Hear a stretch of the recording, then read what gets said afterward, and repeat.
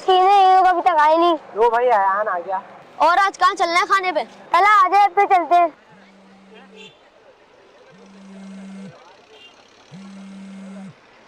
आयान किसकी कॉल है? अम्मी की है यार। जी बोलिए, आपको कहा भी था देर से आऊंगा, क्यों बार बार फोन कर रही हैं? मत क्या करें मेरी फिक्र, पता नहीं क्या मसला है यार इन्हें। चलो यार तला को फोन कर देते हैं, वो डायरेक्ट आ जाएगा, हम चलते हैं। आज तो बहुत ही देर हो गई। क्या? अरे भाई मुझे क्या पता मैं कब आऊंगा? आपको मेरा इंतजार करने की जरूरत नहीं है, बताया भी था खाना बाहर खाऊंगा। हाँ तो मेरे साथ खाना खाने की क्या जरूरत है? पता भी है मैं कितना मसरूफ होता हूँ। खा लिया करें, मेरे बगैर भी खाना खा लिया करें, आपके अलग से उतर जाएगा।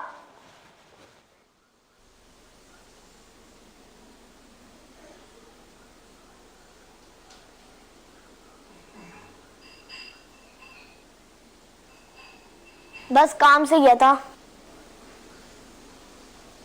कहाँ गया था? आपको क्या करना है? क्या तबीयत खराब है? अगर तबीयत खराब है तो मैं क्या करूं? दवाई आपके पास मौजूद है, खा लेती, तंग करके रखा हुआ है।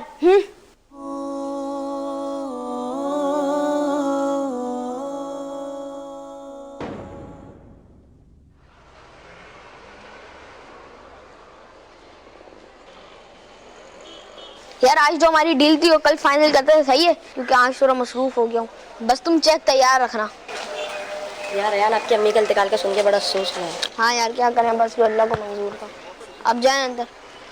अरे ताया अबू, बेटा ये खत तुम्हारी अम्मी ने तुम्हारी बड़ी अम्मी को दिया था, ये पढ़ लो, लाजमी पढ़ लेना बेटा, ये तुम अभी पढ़ लेना। ना दुखाना कभी भी इनका दिल ना दुखाना कभी भी इनका। बेटा उम्मीद करती हूँ अब तुम पुरसुकून होगे, क्योंकि तुम्हारी माँ अब इस दुनिया में नहीं है। बेटा मुझे तुम्हारे पैसे नहीं, तुम्हारा वक्त चाहिए था। तुम्हारी जुदाई ने मुझे बीमार कर दिया था।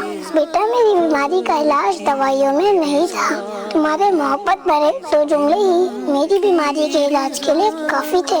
और बेटा तुमने मेरी उंगली पकड़ कर चलना सीखा था। तुम्हारी भूख मुझसे बर्दाश्त नहीं होती थी, और जब तुम बीमार होते तो मेरा हाथ जाग कर गुजारती थी। और बेटा पता है मैंने अपनी बालियां बेचकर तुम्हारे लिए वो साइकिल खरीदी थी जिसके लिए तुम दिन रात मचलते थे।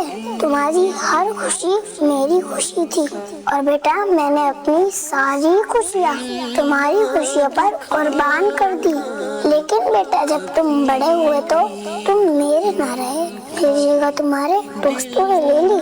तुम्हारे लिए तुम्हारा ऑफिस, तुम्हारी मीटिंग्स और तुम्हारी आउटिंग की बहुत अहमियत थी। बेटा मैं तुम्हारे लिए इतनी खैर रहम कैसे हो गई थी?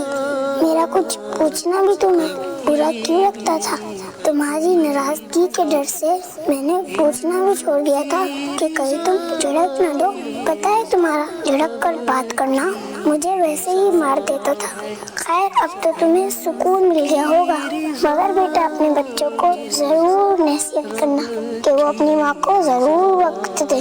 माँ की बातों का बुरा ना मनाए, माँ का साथ कभी न छोड़े। बेटा तुम जहाँ भी रहो खुश रहो, आबाद रहो। तुम्हारी अम्मी। दिल ना दुखाना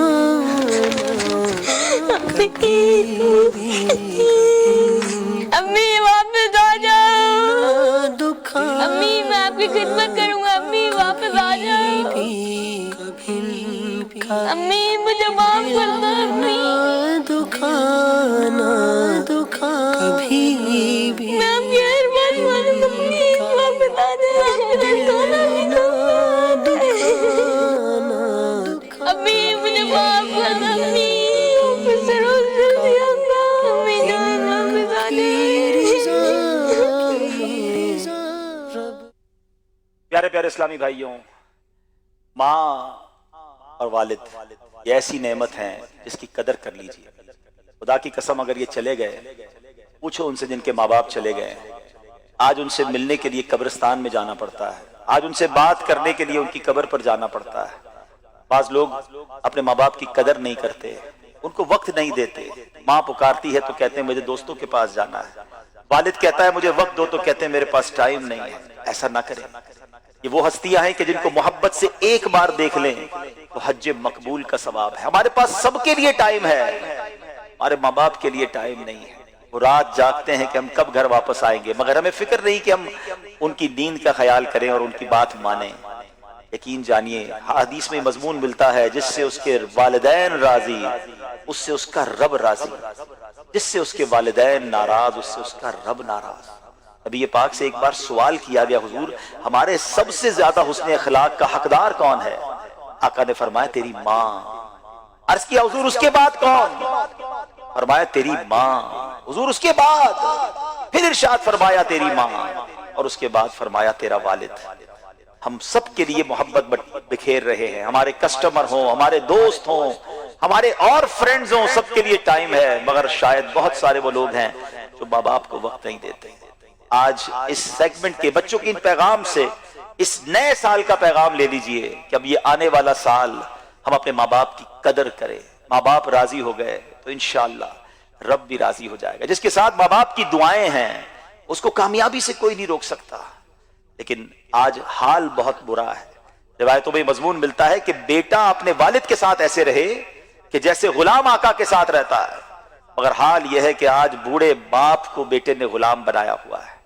ऐसा ना कीजिए, उनकी कदर कीजिए, इस पैगाम को एडॉप्ट कीजिए, एब्जॉर्ब कीजिए और अपनी जिंदगी में इसको इस तरह दाखिल कीजिए। जिनके माँ बाप हयात हैं वो उनकी कदर करें, और अगर माँ बाप चले गए, जैसे इस बच्चे ने पैगाम दिया कि अब वो माँ की मैयत पर कह रहा है कि माँ वापस आ जाओ, मैं तुम्हारी खिदमत करूंगा। अब माँ ने नहीं आना, मगर मेरा मजहब, हमारा दीन कितना प्यारा है। अहादीस में ये मजमून मिलता है कि अगर किसी बच्चे ने अपने वालिदैन का वैसा अदब नहीं किया, वैसी खिदमत नहीं की, तो अब भी उसके पास मौका है कि वो उनकी ईसाले सवाब के लिए खूब नेकियां करे, उनके लिए दुआए मगफिरत करे, उन्हें खूब सवाब पहुंचाए। अल्लाह की रहमत से उम्मीद है कि उसको माँ बाप का फर्मा बरदार लिख दिया जाएगा। तो अपने माँ बाप के लिए ईसाले सवाब वाले, सदका जारिया वाले काम कीजिए, तो इंशाअल्लाह आपको इसका अजर भी मिलेगा और वालिदैन की रूह भी खुश होगी। अल्हम्दुलिल्लाह, यही मदरी चैनल का अंदाज है, दावत इस्लामी का अंदाज है कि हमें कुरान और सुन्नत की रोशनी में जिंदगी गुजारने का सलीका देते हैं। अल्लाह मुझे भी और आपको भी, जिनके वालिदैन हयात है, अपने वालिदैन का अदब करने की तौफीक अता फरमाए। जिनके वालिदैन चले गए, रब्बे करीम उनकी बेहिसाब मगफिरत फरमाए।